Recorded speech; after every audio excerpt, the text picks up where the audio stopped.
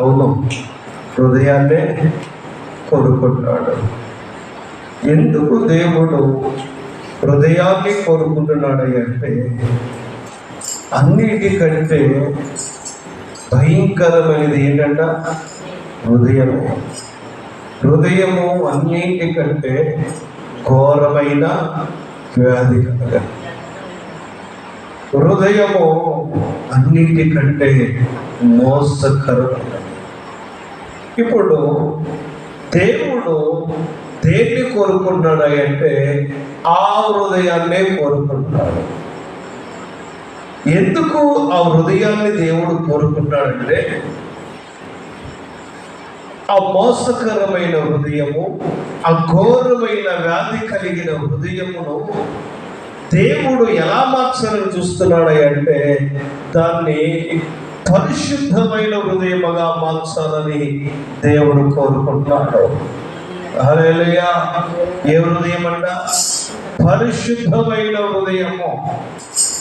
ఇప్పుడు ఆ వ్యాధి కలిగిన హృదయము, ఆ మోసకరమైన హృదయము, ఆ క్రోధము కలిగిన హృదయమును దేవుడు ఎలా మార్చమని అడుగుతున్నాడు అంటే, ఆ హృదయం అంట అది ఎలా మనసు పడితే దేవుడు ఆ హృదయాన్ని అంగీకరిస్తాడో ఈరోజు మనం తెలుసుకుందాము. పరిశుద్ధ బైబిల్ గ్రంథములో నుండి కీర్తనల గ్రంథము 51వ అధ్యాయము 17వ వచనము చదువుకుందాము. విరిగిన మనసే దేవునికి ఇష్టమైన పరులు. దేవా, విరిగి నలిగిన హృదయమును వాక్ష్యము చేయము.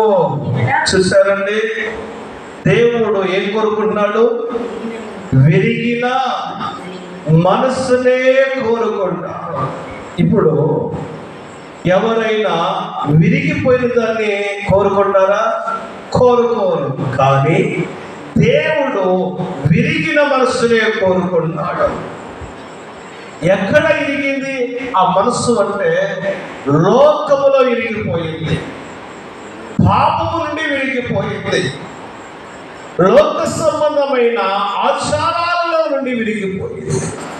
ఇప్పుడు దేవుడు ఏం కోరుకున్నాడు అంటే, విరిగిన మనసునే కోరుకుంటున్నాడు. ఏ మనసు కావాలంట?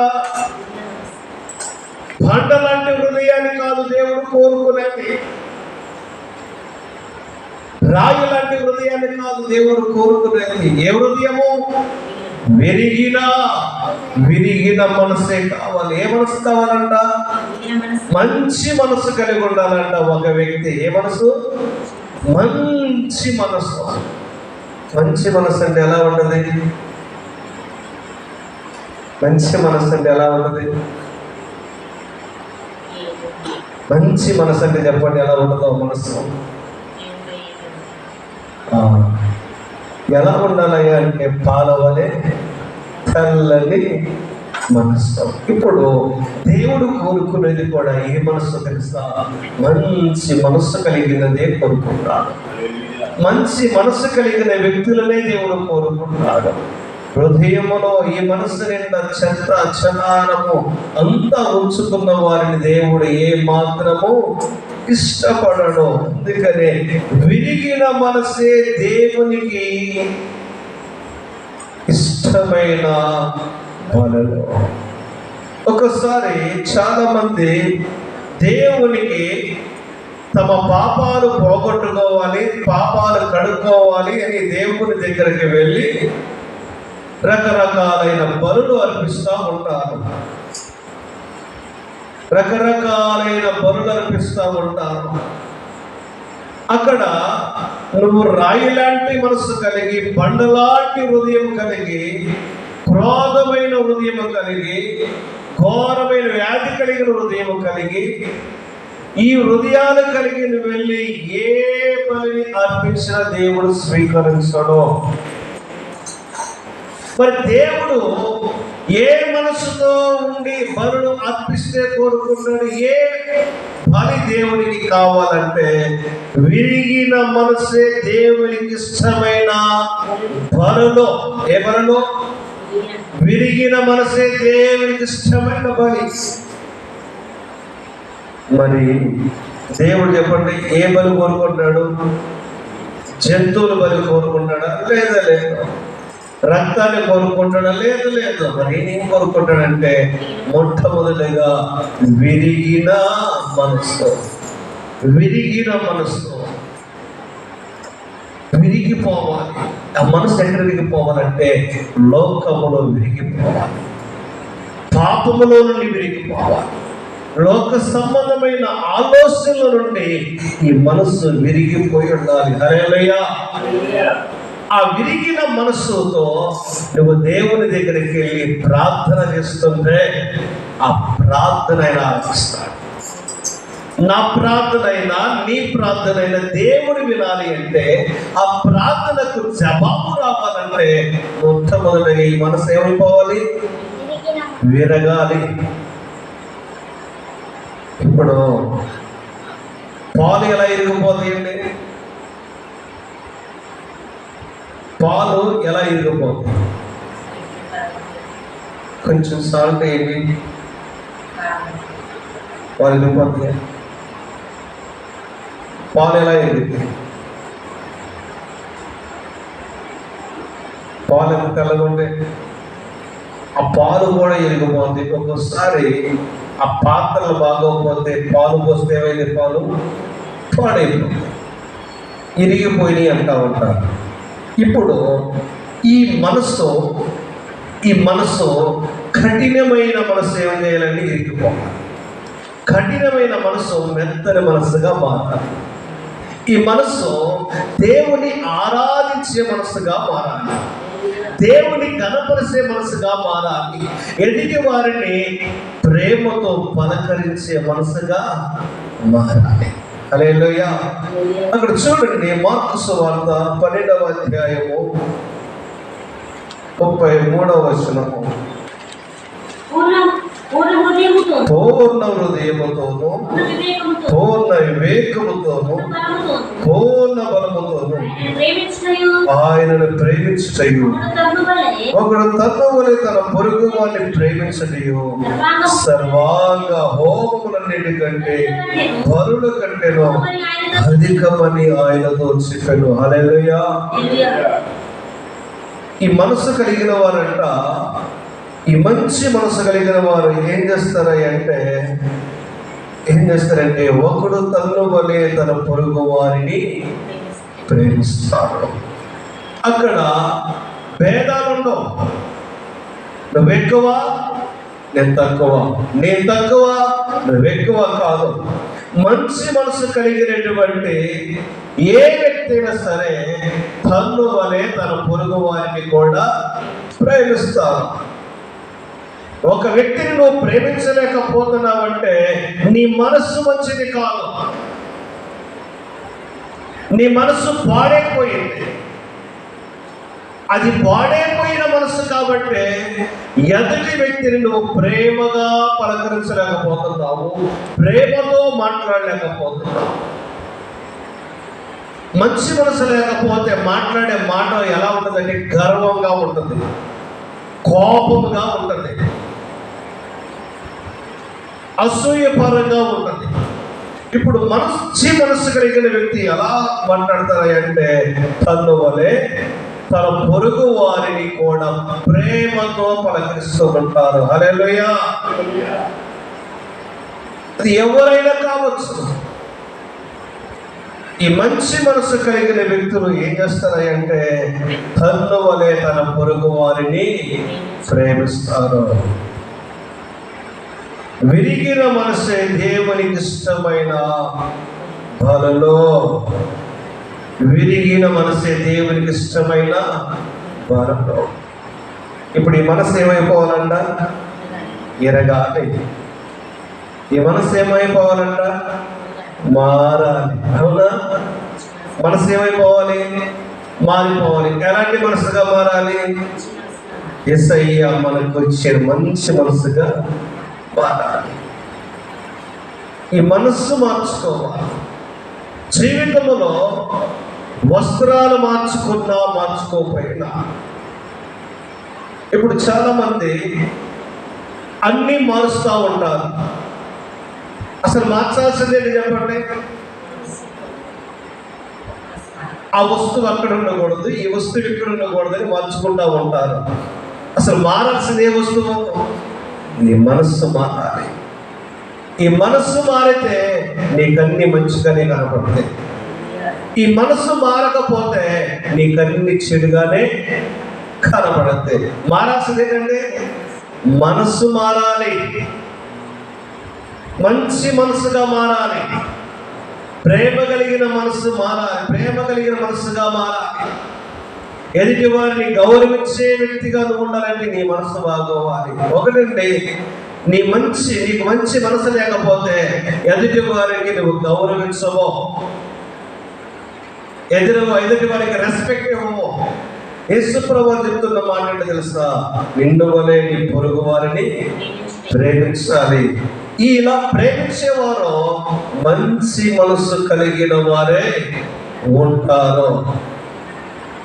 ఎదుటి వారి మీద కోప్పడుతూ, అసూయపడుతూ, క్రోధముతో చెలరేగుతూ ఉంటే ఆ మనసు ఏ మనసు? పాపిష్టి మనస్సు, చాడిష్టి మనస్సు అంటారు. ఏ మనసు చెప్పినప్పుడు యేసయ్య మనసు కలిగిన వారు ఏం చేస్తారంటే అది ఎంత ఘోరమైన తప్పైనా సరే, ఎంత పొరపాటైనా సరే ఎలా మాట్లాడతారంటే ప్రేమతో పలకరిస్తారు. ఆ ప్రేమతో సరి చేసుకుంటారు. నువ్వు ఆ వస్తువు అక్కడ పెట్టకూడదు ఉంటే బాగుండేది కదా అని ప్రేమతో చెప్తాను. ఆ పని నువ్వు చేయకుండా ఉంటే బాగుండేది కదని ప్రేమతో చెప్తాను. అది ఏ మనసు అంటే దేవుని మనసు.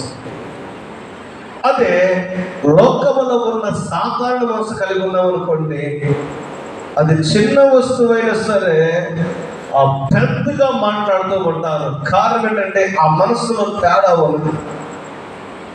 ఆ మనసు ఏ మనసు అంట? సాతానుడి యొక్క మనసు. ఈ రెండు మనసులు కూడా వ్యత్యాసం ఏంటంటే దేవుని మనసు కలిగి ఉన్న వారేమో ప్రేమతో చెప్తారు, దెయ్యపు మనసు ఉన్నవారేమో కోపముతో చెప్తారు. అందుకనే అక్కడ మాట్లాడుతున్న మాట విరిగిన మనసే దేవునికి ఇష్టమైన వరము. మనము దేవునికి ఏదైనా అర్పించాలి అంటే, ఏదైనా ఇవ్వాలి అంటే మొట్టమొదటిగా నీ మనస్సు అంటే, అందుకే అంటారు హృదయపూర్వకముగా ఇవ్వాలంటే ఇచ్చేది. ఎలా ఇవ్వాలి? మనస్పూర్వకముగా ఇవ్వాలి. ఒక పాట ఉంది, పైనొకటి లోనొకటి మాట్లాడేది ఇంకొకటి రంగులు మార్చేస్తావేంటి. ఎలాగా? పైనొకటి లోనొకటి మాట్లాడేది ఇంకొకటి. అప్పుడు రంగులు మార్చేది ఎవరు చెప్పండి? వస్తున్నారు. చెట్టు మీదకి వెళ్తేనేమో పచ్చగా అయిపోతుంది, రోడ్డు మీదకి వస్తేనేమో ఇంకో రకంగా మారిపోతూ ఉంటుంది. మనం అలా ఉండకూడదు. మనం మాట్లాడేది ఎలా మాట్లాడినా ఒకే మాటగా ఉండాలి. దేవునికి స్తోత్రములు. రెండవదిగా విరిగి నలిగిన హృదయమును దేవుడు అలక్ష్యము చేయడం. ఏ హృదయం అంట? విరిగి నలిగిన హృదయమును దేవుడు త్రోసివేయడండి. అంటే విరిగి నలిగిన హృదయముతో పశ్చాత్తాపడుతూ ఉంటారు. పశ్చాత్తాపము తాము చేసిన పొరపాటులకు, తాము చేసిన అవిధేయతలకు పశ్చాత్తాపడుతున్నప్పుడు దేవుడు చిపో అనంట. నేను క్షమించను పో అనంట. అని అంటాడు. విరిగి నలిగిన హృదయమును దేవుడంట ఆలక్ష్యము. విరిగి నలిగిన హృదయముతో తగ్గించుకొని దేవుని దగ్గర ప్రభువా నన్ను క్షమించు అని బ్రతిమలాడుకుంటే తప్పకుండా ఆయన క్షమిస్తాడు. ఎప్పుడైతే దేవుని దగ్గర మనం తగ్గించుకొని ప్రార్థన చేస్తామో ఆ ప్రార్థనకు దేవుడు ఏం చేస్తున్నాయంటే జవాబునిస్తాడు. ఒకటి, మనకు దేవుని సహాయం కావాలి. రెండవది, మనం కూడా కృషి చేయాలి. మనం కృషి చేయకుండా గాల్లో దీపాన్ని పెట్టి ఆ దీపమా నువ్వు అలాగే అడగాలి, దేవుడు ఆ దీపాన్ని వెలిగించు అంటే అక్కడ ఎవరు తప్పు? నీకు ఏ ఆధారం లేకపోయినప్పుడు నువ్వే ఆధారం అనుకోవచ్చు, దేవుడు తప్పకుండా కాపాడుతాడు. చేయడం పెడితే లైట్ ఆగింది ఆరిపోకుండా. అలాంటిది దేవుణ్ణి పరీక్షించాలని చూస్తే దేవుడు ఏం చేస్తాడు? త్రోసి వస్తాడు. ఇప్పుడు చెప్పండి, ఏం చేయాలి? మనం కృషి చేయాలి, దేవుని మీద ఆధారపడాలి, దేవుని సహాయం కూడా మనము కోరుకోవాలి. విరిగి నలిగిన హృదయమును నీవు అలక్ష్యమో చేయవో. చూడండి, తను వలె తన పొరుగు వాడిని ప్రేమించటయు సర్వాంగ హోమముల కంటేనో బలుల కంటేనో అధికమని ఆయనతో చెప్పాను. సర్వాంగ హోమాలు తెలుసండి మీకు? హోమాలు చేస్తూ ఉంటారు.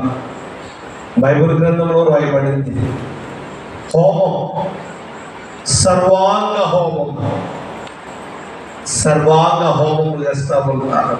నువ్వు ఎన్ని హోమాలు చేసినా మంచి మనసు లేనప్పుడు, నీ హృదయం విరగనప్పుడు ఎన్ని చేసినా వ్యర్థమే. అయితే ప్రియ దేవుని సంగమా, మన జీవితంలో ఒక మేలు జరగాలంటే, మన జీవితంలో ఒక అద్భుతం జరగాలంటే ఈ మనసు ఏమవ్వాలంట? ఈ మనసు ఏమవ్వాలి? ఎరగాలి. ఈ హృదయం ఏమవ్వాలి? హృదయం కూడా ఏమవ్వాలి? విరగాలి. మనస్సు ఎరగాలి, హృదయం కూడా విరగాలి. అప్పుడే దేవుడు మనల్ని ప్రేమిస్తాడు. అహంకారమైన హృదయం కలిగిన వారిని, అహంకారమైన మనసు కలిగిన వారిని దేవుడు లక్ష్య పెట్టడం. అహంకారం ఉన్నదని, బలం ఉన్నదని, ధనం ఉన్నదని, ఆస్తి ఉన్నదని, ఐశ్వర్యం ఉన్నదని, హోదా ఉన్నదని, లేకపోతే అగుణ్ణి వేయమనేమని అదిరి పడతా ఉంటారే, వారి శాశ్వతము కాదు. ఈ లోకములో ఏ సిరి శాశ్వతముగా నిలబడేది కాదు. ఈ రోజు ధనవంతుడిగా ఉన్నవాడే రేపొద్దున బికారైపోతాడు. ఈ రోజు బికారిగా ఉన్నవాడే రేపొద్దున ధనవంతుడు అవుతాడు. దానికి కారణం ఏంటో తెలుసా? గర్వం, అహంకారము. గర్వము, అహంకారం ఉన్న ప్రతి ఒక్కరు కూడా అణిసివేయబడతారు. ఎప్పుడైతే తమకు తాము తగ్గించుకొని మంచి మనసు కలిగి, మంచి హృదయం కలిగి నడుస్తూ ఉంటారో వారిని దినదినము దేవుడు హెచ్చిస్తూనే ఉంటాడు. హల్లెలూయా, దేవునికి స్తోత్రములు. హల్లెలూయా. విరిగిన మనసు కలిగి, విరిగిన హృదయం కలిగి దేవుని సన్నిధిలో తనకు తాను తగ్గించుకొని ప్రార్థిస్తున్న ప్రతి ఒక్కరి ప్రార్థన దేవుడు ఆలకిస్తాడు, వారిని ఆశీర్వదిస్తాడు. దేవుడికి మాటలు దీవించునుగాక. ఆమేన్.